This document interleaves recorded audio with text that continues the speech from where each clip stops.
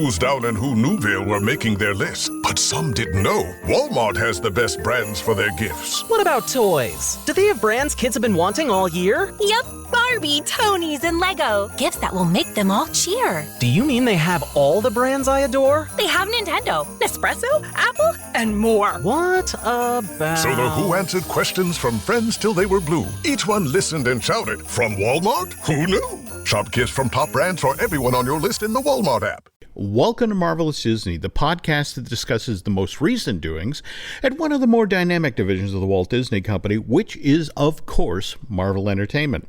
This is entertainment writer Jim Hill, and my co-host, the amazing Aaron Adams, and I are recording this week's episode on Tuesday morning, April 25th, 2023. Right now, out in Las Vegas, in fact, CinemaCon is going on right now. And in fact, our buddy Drew Taylor will be there on Thursday. He'll be wearing his Light the Fuse hat. They're going to be showing during the Paramount presentation that morning, supposedly a good chunk of Mission Impossible Dead Reckoning Part 1.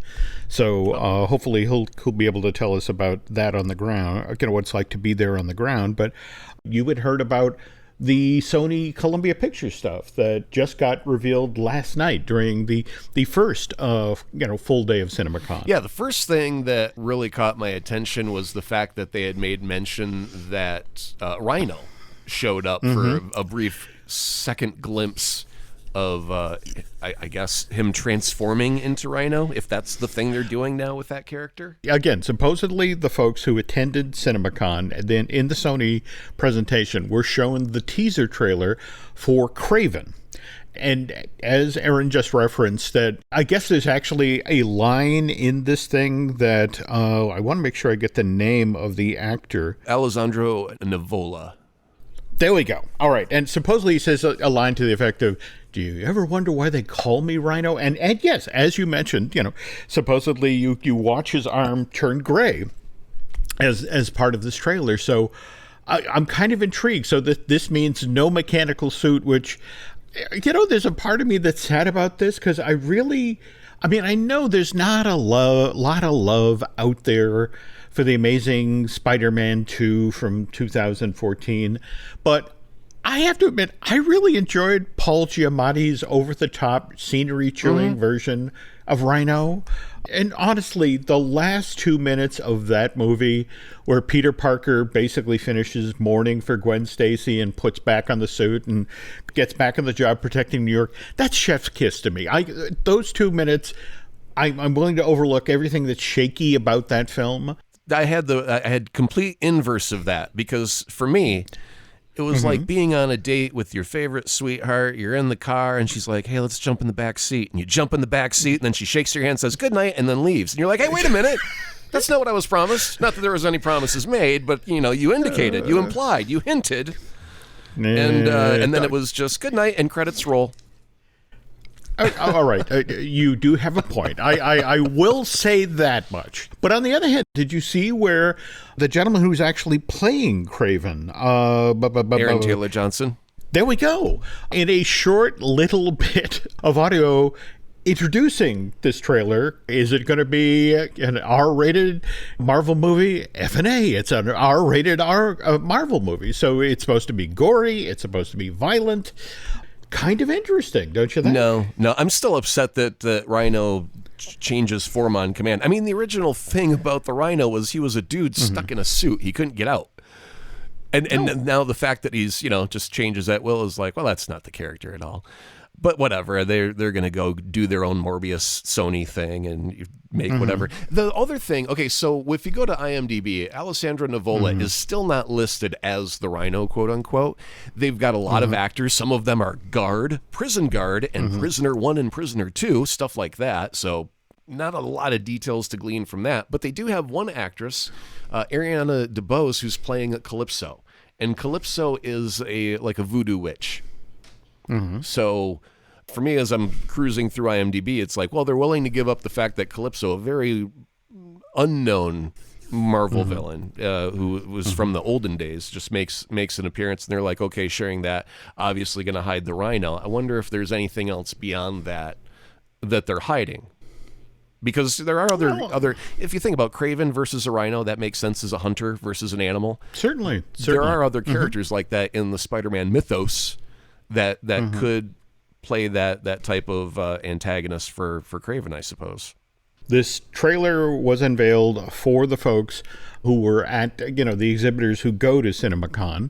Also worth noting that as part of the presentation last night, they also showed them 14 minutes of Spider-Man Across the Spider-Verse, which we now know is set a year after the events we saw in Spider-Man Into the Spider-Verse. So that's a gimme, isn't it? Putting the Kraven trailer out in front of Spider-Man Across the Spider-Verse? I mean, it's hard. You would think so, as long as they've got footage enough to cobble together to make it look interesting. It really depends on where they're at with, special effects or whatever they want to tease. Some things they want to keep secret. But during the CinemaCon, didn't Sony say that they had 23 movies due to come out in the calendar year of 2023?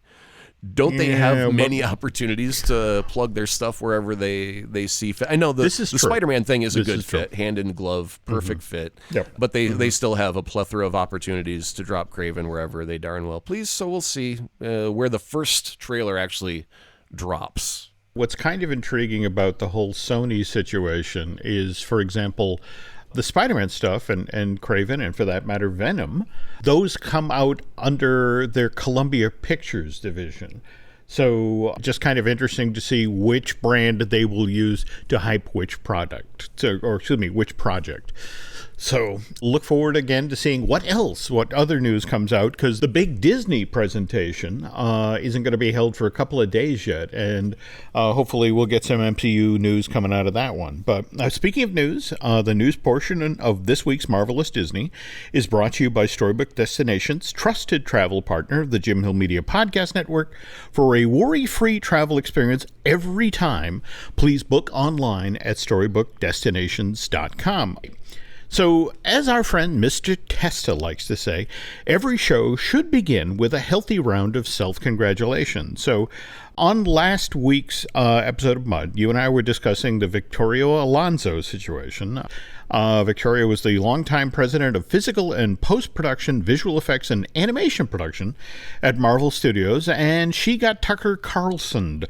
And on the heels of that, Victoria turned around and hired Patty Glazer, a high-power LA attorney, to go after executives at Disney and Marvel for wrongful termination. And I mentioned that on the heels of Fox News making its big settlement with Dominion, I thought it was kind of likely that Disney and Marvel would opt to settle with Ms. Alonso. And sure enough, this past Thursday, April 20th, all parties involved announced that they had come to terms, Variety revealing that Victoria had received a multi-million-dollar settlement.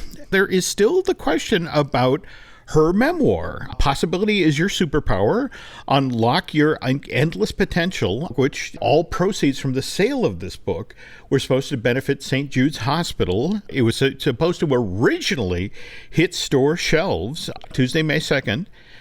And I've heard from friends at Disney, these books were published. They were not only published, there was an edition that was translated into Spanish. And they're all sitting in a warehouse. They were all supposed to go out to Amazon and the Barnes & Nobles of the world weeks ago and be ready to hit the shelves on May 2nd. Wait a minute. Hold on. I've got an image. It's like okay. Remember when the Joker's sitting on a huge mountain of money with gasoline and a lighter? That's Bob Iger right now going, play my game, or it all goes up in flames. Maniacal laugh, maniacal laugh. Something like that? Anything? Well, probably not. The book was supposed to come out through Disney's Hyperion Avenue publishing arm. And there were appearances scheduled at major bookstores. I mean, all signings all over the country. And 17 months from now, in fact, September 4th, 2024, is when supposedly Possibility is Your Superpower will finally arrive in stores. And I'm just wondering at this point how all of those sections that talk about how Marvel is a wonderful place to work are going to play. You think it's going to be a heavily redacted book with hand-drawn black lines through certain sentences? I don't know. In fact, this is the hardcover. That's done. Right. And supposedly there's much debate at Disney about to the fact that, well, do we just pulp this? I mean, because she's obviously going to want to write an additional chapter or something like that. No, I mean, so it's already printed, right? And it's not like when she wrote the original, it was like, these guys are a bunch of bastards. She was polite. She had her corporate face on when the book was written. So, and obviously Disney knows what's inside the covers of that book. They have copies of it. They can read it. They know what's there. There's nothing it wouldn't be published. There. Okay. So the only thing I can think of right now for this date is maybe somewhere in the legal agreement there is a you can't say anything clause for like a year, or the disparagement clause. Yeah, okay, there could be something like that, or simply, Disney did put it on hold because there was this legal battle, and so sure, it didn't ship, so now it's late. Okay, so now you need a new date to release it, and hey, maybe we've got a hole in September of 2024 with our publishing arm that doesn't have anything, and we can use this to plug that. Okay. Again, I love your positive spin on this. Okay. And speaking of positive spin, and also things that are happening in 2024, that's when Deadpool 3 is due to arrive in theaters, November 8th of that year. Did you see where Ryan Reynolds recently sat down with E.T. Canada to talk about how he finally persuaded Hugh Jackman to come be a part of this project? A 6-year-long effort to hear Ryan tell the story. In fact, here's a direct quote. He said, "I never stopped. I was just pestering him like a gnat over the past many years." And so what complicated the situation was Logan, the 10th X-Men movie released by 20th Century Fox. When this James Mangold movie came out in February of 2017, and I mean, universally acclaimed, and many considered it to be the perfect cap for Jackman's then 17-year-long stint playing Wolverine. And Jackman himself, seemed to accept that idea and wanted to go out on a high note, but which of course made it kind of challenging for Ryan. Mr. Reynolds had to persuade Jackman to once again strap on those adamantium claws, but as Ryan told E.T. Canada, "I believe in timing. And I think Hugh was ready to revisit this character. And what we pitched him was enough of a divergence from the character that he played in Logan, that version of Wolverine that Hugh had left behind. And what we're doing with Deadpool is giving Hugh something completely new to play. And he's excited to get started on this project." I hope to God they put him in the yellow costume. I mean, they would be so different from anything we've got, and that's all we bitched about was when are we going to get the yellow costume? And they had a deleted scene from one of the Wolverine solo movies where he got a briefcase with the yellow costume in it, and then it was never brought up again, and everyone's like, put on the damn yellow costume. If they do that, and remember, they've been talking about how the X-Men will be folded into the MCU fairly shortly. That'd be a really smart way to introduce that classic look, don't you think? Well, no, it would also differentiate it from the previous Fox incarnations of Wolverine. It's like, yeah, we all get the fact that, there's multiple Kangs all played by the same actor from many multiverses. So, of course, we get a Wolverine that looks like Hugh Jackman again, but it's a different one. And how do we know it's different? Because he's rocking this crazy-ass canary yellow suit that the other one never would have worn, and he behaves much differently. So we get aspects of the character that we already know and familiar with. Actually, you know what? It would be really jacked up if they went Daniel Craig Casino Royale Bond with them, where he goes to the bar and he's like, "I'll take a martini," and they're like shaking her stir, and he's like, "Do I look like I give a damn?" And you're like, "Hey, wait a minute, that's not what he says." And then he introduces himself. He's like, "Hi, my name's James Bond," and you're like, "Hold it one damn minute." Stop the projector. I need to have a word. It throws you off balance from what you're expecting. You have expectations with the Bond character. So that whole film was a play against that. This could be one of those things where Jackman goes, all right, you know what I always wanted to do with Wolverine that I never could? And they get to do that with us. Could be a whole lot of fun.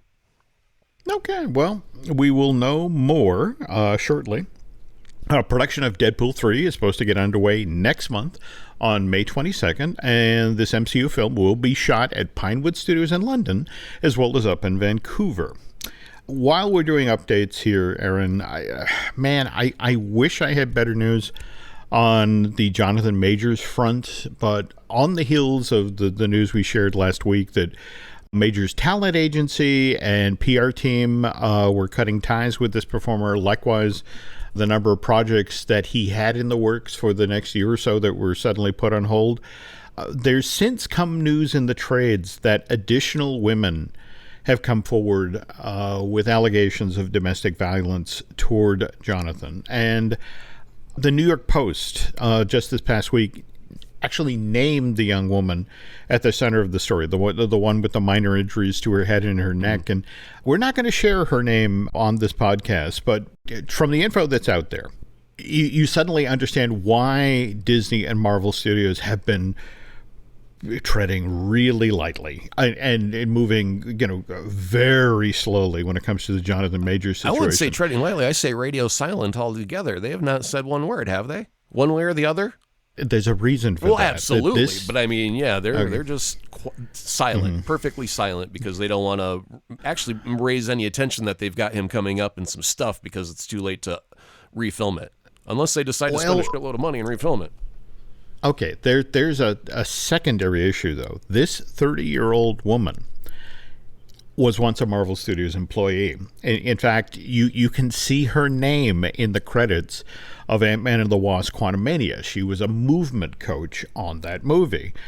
So once you understand that, you begin to appreciate the situation that Disney and Marvel find themselves in right now. I mean, they obviously want to protect their already sizable investment in Jonathan Majors. As you just mentioned, there's everything that was shot for Loki 2, and let alone the fact that Ant-Man and the Wasp: Quantumania just became available as a digital download last week, and the Blu-ray and DVD goes on sale early next month.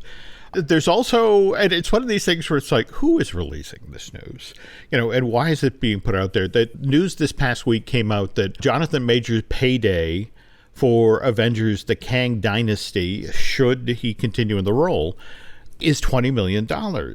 And for that news to be out there at this moment, you have to figure, what are the execs at Disney and Marvel thinking right now, especially when you take into consider the tens of thousands of women who work for both of these companies who aren't going to be happy if, in order to protect all the money that they've already spent on Jonathan Majors, that if they opt to throw this 30-year-old movement coach under the bus. No, I think Disney's got to at least show that they protect their employees from harm against other employees, right? Yeah. You have to, at the very least, you have to do that and let it go to court and let the chips fall where they may. And then, if Jonathan Majors is found guilty and it, all of these other charges are also added into that, then obviously I think that they're going to fire him.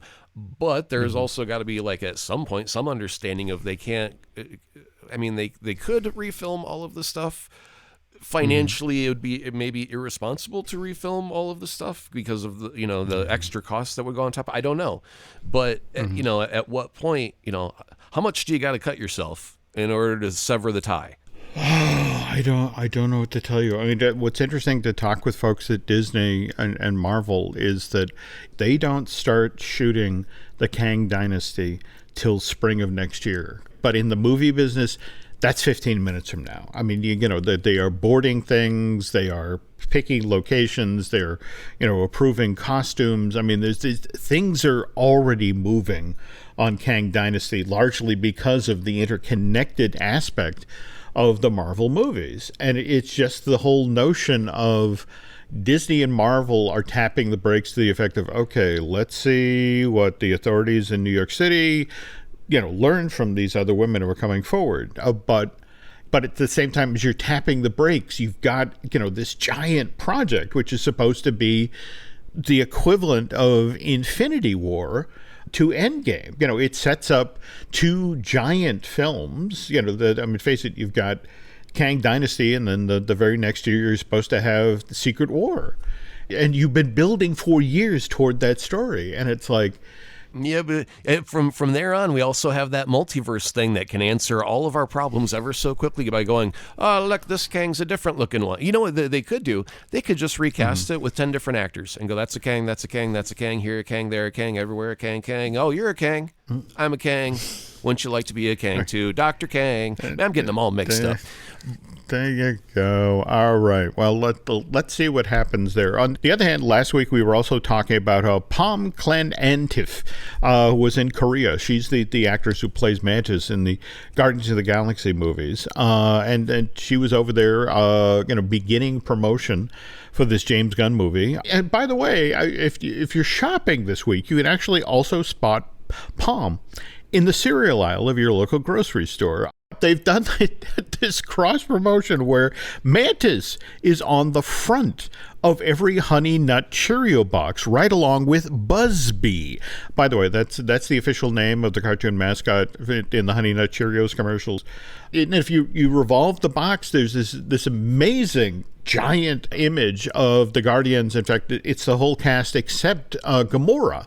Just this weird little bit of cross promotion, but intended to remind everybody that Guardians of the Galaxy Volume 3 arrives in theaters next week on May 5th. By the way, friends who work in PR at Disney and Marvel reached out to say that Pom's appearance in Korea was part of the Guardians Global Tour, which continued just this past Saturday, April 22nd, when the cast of Volume 3, along with James Gunn, took part in a special European gala, which was held in the Avengers campus at Walt Disney Studios Park in Paris. In fact, there's this great photo of the whole cast up on that elevated feature of the land where they have the Quinjet parked, but it's them standing up there as they're doing a daytime fireworks display with the Guardians colors in the background. It's a really sweet picture worth checking out. Also, if you're headed over to Disneyland Paris this summer, or the spring into the summer, visitors to the Disneyland Paris Resort will have the opportunity to enjoy new experiences that celebrate Guardians of the Galaxy. This will include special food and beverages, merch, and even appearances of Star-Lord and Gamora, again, over in the Avengers campus. And there is a new log line out for this James Gunn movie that kind of gives some stuff away. So if you feel strongly about this issue, I would jump ahead in the show about 30 seconds, and we're going to wait here for a sec for people to do that. And okay, this is the description that Disney Studios has made available for folks who want to learn more about this new MCU film. In Marvel Studios' Guardians of the Galaxy Volume 3, our beloved band of misfits are settling into life on Nowhere. But it isn't long before their lives are upended by echoes of Rocket's turbulent past. Peter Quill, still reeling from the loss of Gamora, must rally his team around him on a dangerous mission to save Rocket's life. A mission that, if not completed successfully, could possibly lead to the end of the Guardians as we know them. Well, that's a big nothing burger. Well, people skipped ahead 30 seconds, go 30 seconds back. Go ahead and listen to it. It's nothing. It's absolutely nothing. I mean, we got that from the little TV trailers or TV spots that have been running. Rocket is the thing, and the what's the name of the big baddie that's this one? Adam Warlock. No. I know who you're talking about. Yes, in fact, he made his appearance at Comic-Con last year. It's like the know-it-all or the yes. Whatever. He's the guy that made Rocket, and he seems incredibly arrogant and know-it-all-ish and whatever. It's almost like Grand Admiral Thrawn or something from the Star Wars universe, just plucked into an MCU environment. It seems like it's just very smart and brilliant, and I will defeat you with my brain. That'd be a wonderful twofer. Probably save money for both Marvel and Lucasfilm. Something else from folks who've been to advanced screenings of this MCU film. Want to warn parents with very small children that Guardians Volume 3 actually features Peter Quill dropping a completely uncensored F-bomb. Oh, we were wondering who it was going to be. I read the article or the headline that an F-bomb would indeed be dropped. And then my wife and I debated for the next half hour as to who's it going to be. Like, well, it's not Gamora because she's not even really there. Drax, I don't even think knows the word because it's a human thing. But Peter was young when he left Earth. But Rocket, it seemed like for some reason, was the logical choice to drop the F-bomb. So it's kind of surprising to find out it's Peter. It's the first in the MCU 15-year history. Now, worth noting that they've come close before. If you remember how both Spider-Man Homecoming and Spider-Man Far From Home ended, they had a what the... There we go. No, we also thought it would be hilarious if it would have been Groot that just dropped a single one-word F-bomb. That's the other thing. Supposedly in Volume 2, if you're interpreting, the way Groot is talking, that evidently there's an I am Groot that gets really close to an F-bomb. I wonder if we watch with subtitles, do you think the Groot translates to English? I wonder. I'm going to have to go look now and play some of the Guardians with subtitles on. By the way, it is so interesting you bring up Groot because that brings us to our next news item, something that floated up on Twitter over the past week as they're out doing publicity for Volume 3. And the word was that if you factor in the 3 Guardians movies, the holiday special, the 2 theme park attractions, as well as the I Am Groot animated series, Vin Diesel has allegedly received $54 million to voice Groot, which again, the one line, the one line. Yeah. Now, again, what I love about James Gunn is he immediately got on Twitter and just quickly posted not true, pointedly did not share the real amount that Diesel has been paid for saying those 3 words. And speaking of 3 words, Aaron and I will be back after these messages. The detective said missing kids usually come home. What happens when they don't? Based on a true story. Police looking for John Gacy. We discovered bodies. By the looks of it, they're younger men. The things he did to those kids. He's sick. The system failed these families. Devil in Disguise, John Wayne Gacy. Streaming now, only on Peacock. Do you know how many there are? Up to you to find out. Every story you love, every invention that moves you, every idea you wished was yours, all began as nothing. Just a blank page with a blinking cursor, asking a simple question. What do you see? Great ideas start on Mac. Find out more on apple.com/Mac. No one should have to choose between their own safety and their pets. But nearly half of domestic abuse survivors delay leaving because they can't bring their pets with them. Purina is helping to create more pet-friendly domestic violence shelters through the Purple Leash Project, so survivors and their pets can escape and heal together. Visit Purina.com/purple to learn more. By the way, a quick follow-up on both that Jonathan Majors supposedly being paid $20 million if he gets to play Kang in the Kang Dynasty. Likewise, the $54 million that Vin Diesel was rumored to get to voice Groot for all of the Guardians projects.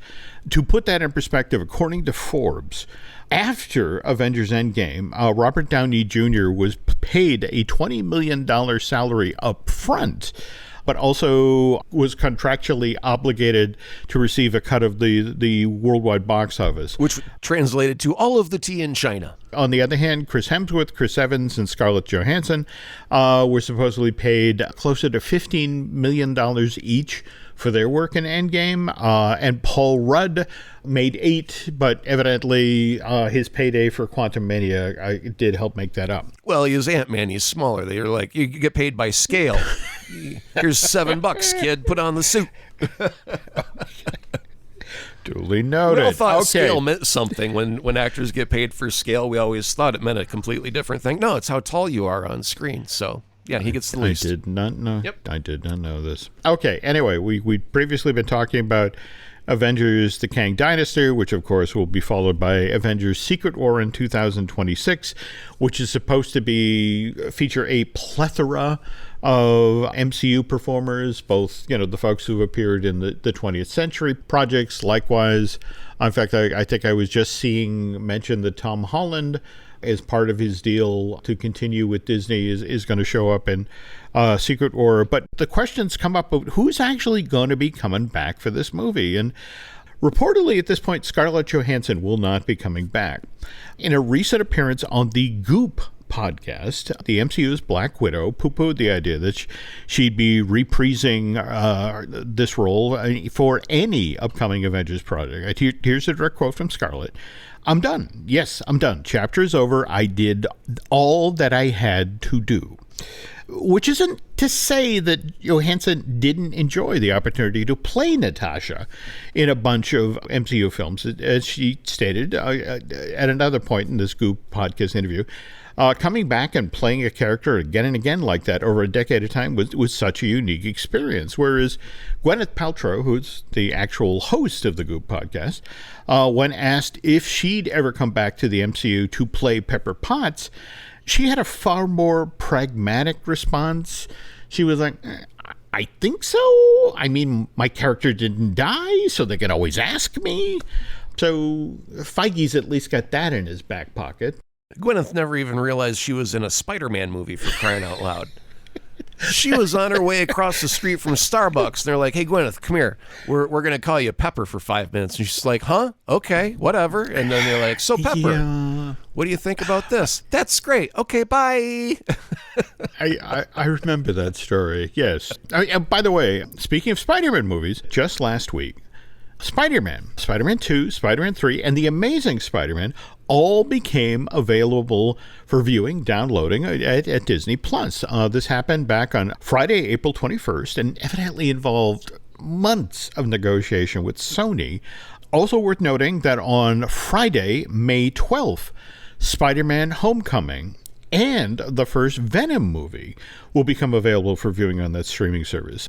No word yet on when Spider-Man Far From Home and Spider-Man No Way Home will become available for downloading off of Disney+. But Spider-Man Homecoming being available on that streaming service as of May 12th, that's a really good sign. This is a money thing. Well, obviously it's a money thing, but bear with me just for 1 second. Sony has been playing sweet sea pie with Amazon. Right? They've been shoveling all of their Spider-Man series and movies and such over to Amazon. The Silk Spider thing is an Amazon thing. I know there is another one I can't recall off the top of my head, but yeah, there was more than one. And so you would think, hey, we've got a whole Spider universe. Let's put it in one big pile, right? And if they're building that pile right now over at Amazon, it seems mighty weird to suddenly shove it over a chunk of it over to Disney. And obviously Disney wants it because it's part of their cohesive story of everything. And so, yeah, they're going to want their character. I don't know how long the rights are going to last, how long they're going to be able to have these things up for. It's obviously borrowed for a limited time for a large pile of cash. But it also had to be part of the hardball tactics of like, hey, man, if you really want Spider-Man 4 to go forward, you need us to be involved in it. And in order for us to be involved in it, check this box, which says, give me my Spider-Man stuff on Disney Plus for 6 months. I don't think you're wrong here. I think if we look at the deal that Warner's made with Peacock, USA Network, those folks for the Harry Potter films, and how just recently with the launch of Max, they've been hyping the fact that, hey, you want to watch Harry Potter, this is the only place you can see all 8 movies together, plus the Care of Magical Creatures movies. Right. So I think you're not wrong, especially when it comes to these big franchise films that, have multiple installments. They are, a high value product. And frankly, we cut this deal with you for, 4, 5, 6 years. But, then the rights revert to us and we can sell them to somebody else. Yeah. Spider-Man Noir was the other series that was going to be going over to Amazon. And the thing is, they spent $1 billion or whatever doing their Lord of the Rings project.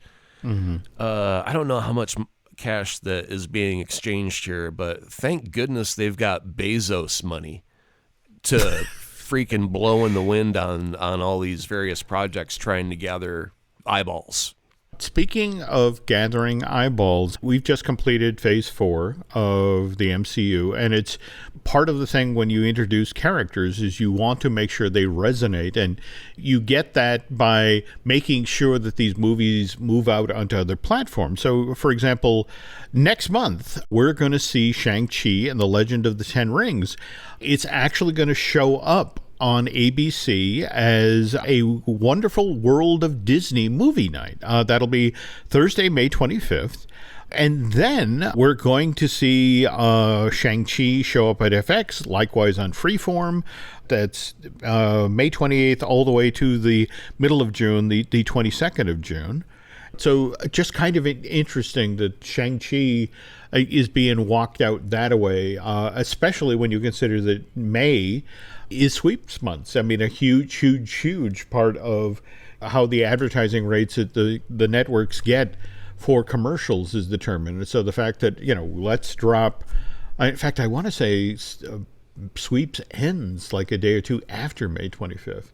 So going to be interesting to see what that gets. And as long as we're marking the calendar, we were talking earlier about Loki 2 and whether or not that's going to be impacted by what's going on with Jonathan Majors. Both Owen Wilson and Marvel insider K.C. Walsh have talked up the fact that, as far as they know, the second season of this limited series will be showing up on Disney Plus starting in September.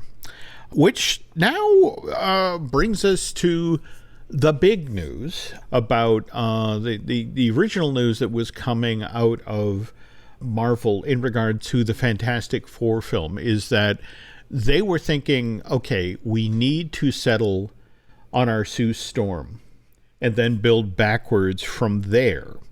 Sue is literally the heart of the team. And so we need the right actress there, and then we can cast Reed Richards, the Johnny Storm, and Ben Grimm around Sue.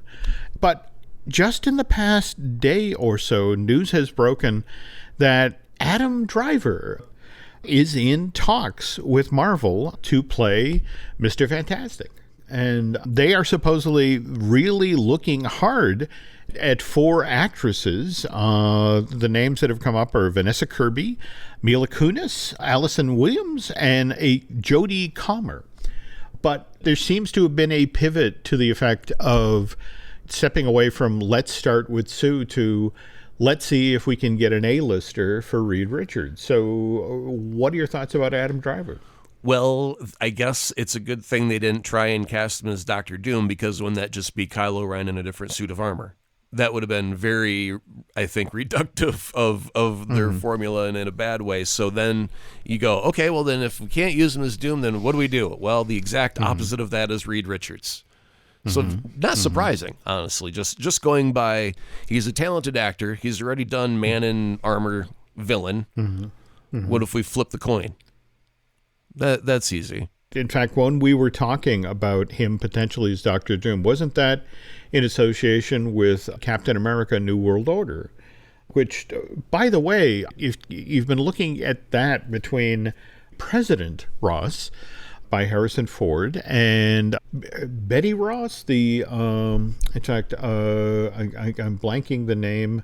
Oh, was it Liv Tyler, Betsy Ross? Liv Tyler, yeah, that she's coming back, and likewise the villain from her Hulk movie. Was that like Mastermind or something? I can't remember what his villain name was. Was it Mastermind? Yeah, I don't remember. He had a big brain.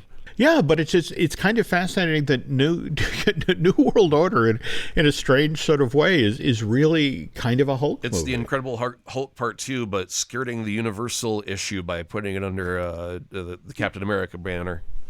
There we go. Yeah. There we go. Going to be interesting if Mark Ruffalo just swings through for a couple of minutes. But. So the females that you listed here for the possible casting of Sue Storm, are these the females that they would like to pair if they had an Adam Driver already cast, or were these girls that they were considering as Sue before the Adam Driver thing?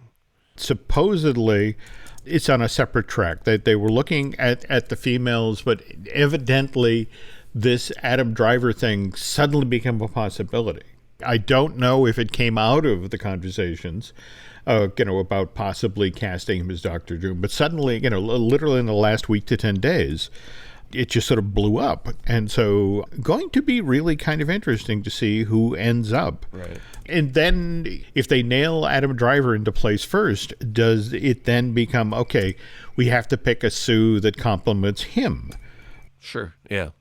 One final thing before we close out this week's show. I don't know if you saw, there was a piece that I think was over on BuzzFeed where it was a story that sort of toggled back and forth between actors who turned down parts versus actors who eventually regretted accepting roles. And one of the people who talked about how she regretted taking a role was Jessica Alba, particularly when it came to the Fantastic Four sequel from 2007, Rise of the Silver Surfer, where it made no bones about the fact that it was just an absolutely miserable experience, that she was working with a director at that point who was telling her things to the effect of, Jessica, I need you to cry prettier. Forget about the emotional, the actual emotion you're trying to play here. I want it to look pretty. So can you cry prettier? There was a scene, it was like I don't know if it was the first one or the second one, doesn't matter, but this is like one of the reasons why I just passionately have some dislike for certain things about the movies. So Jessica Alba's ability is to turn invisible. Right. There's an accident on the bridge. It's too crowded for anybody to get there. And Mr. Fantastic, the most intelligent man on planet Earth, tells Jessica Alba's character, the Invisible Woman, that she has to get naked, then turn invisible because that will help her get through the crowd that you otherwise wouldn't be able to get through if you were visible and clothed. And I think that is the dumbest thing ever put in a script, and there should have been at least a line of 50 people at the director's door going, who the wrote this? And what kind of crack are they smoking? Because that is just like plot hole city. They're like, hey, how can we get this actress naked for half of a scene? That's what that was. Wow, I seem to have forgotten that part. Yeah, when you watch it back, it's like it ages so poorly today. In the whole Me Too movement type, you watch it and you go, that was someone who wanted to see an actress naked on set for a day. That's what that was. Well, just to sort of bring things full circle here, I wonder if the 4 young ladies who are up for this role, having heard what Jessica said about playing Sue Storm, whether or not that this is making any of them perhaps hesitate to take on the part. They're all actresses. They've all been put through the meat wringer and invited to do horrible things for jobs, and I hope all of them got a chance to say no thank you and turn around and walk away and still get employment. But I mean, they're in Hollywood. It's sleazy and grimy every corner you step on. So they're adults and hopefully living their fullest life without being preyed upon by stupid execs. Speaking of sleazy and grimy sides of the business and dealing with difficult executives, Madison Avenue is also a place that has folks like this, and which is something that you explore with your brand new podcast, 32nd Street. Yeah. So can you tell us what you guys are covering this week over on that show? Yeah, on Patreon's Paid For show, we are covering the spokesperson, the celebrity spokesperson. Where they say, hey, I'm Tom Selleck, and a reverse mortgage isn't a way to take your home, it's a way to take your home. Wait a minute, did I say that out loud? Let me try that again. Yeah, does it help? It actually can quite a bit if you're a small company. You're just trying to get some notoriety. You didn't throw a celebrity on there because celebrity's not going to endorse something that's not worth their while, right? Yeah, so you can influence something, whether you're selling garbage in a can. Tom Selleck's endorsing garbage in a can. Honey, do we have any garbage in a can? I think we need some. And voila. So, yeah, we talk about the spokesperson, the influence it has on the consumer and such on the most current 32nd Street podcast. That's going to be fascinating to listen to, especially on the heels of the Army recruitment thing that Jonathan Majors did. Likewise, the Texas Ranger deal that he had that fell through. Well, that's actually the next episode is the anti-spokesperson, when your spokesperson goes bad. And that's like your Jared from Subway. And yes. Yeah, there's a lot of Yeah, yeah. So those are the next 2 shows coming up. Sneak peek for you there. Ooh, can't wait. Okay, and speaking of other shows you might want to check out, we do have a couple other podcasts here at Jim Hill Media. We got, of course, Disney Dish that I do with Lynn Testo. We have Fine Tuning I do with Drew Taylor, who we'll record a new show after he gets back from Vegas. Brian Gunn and I are working on a brand new Looking at Lucasfilm. Hopefully that'll be out the door shortly. Aaron, can you let the nice folks know where they can find you on social media? I am still without a blue check mark on Twitter at Azaprod, AZAPROD. I am also without a blue check mark over on Twitter. Likewise at Instagram, under the name Jim Hill Media, and over on Facebook as Jim Hill Media News. Finally, folks, if you could head on over to Apple Podcasts and rate and recommend, well, not just a podcast you're listening to right now, Marvelous Disney, but if you could also put in a kind word for 32nd Street, that would be helpful as well. If you really, really, really like what you heard here today, if you want to head over to Bandcamp and subscribe, that would be cool. And I think that's going to do it for this week, Aaron. So, but like I said, CinemaCon is continuing in Las Vegas. The big Disney day is later this week, so hopefully we'll have some more MCU-related news on the heels of that. But till then, thanks for listening.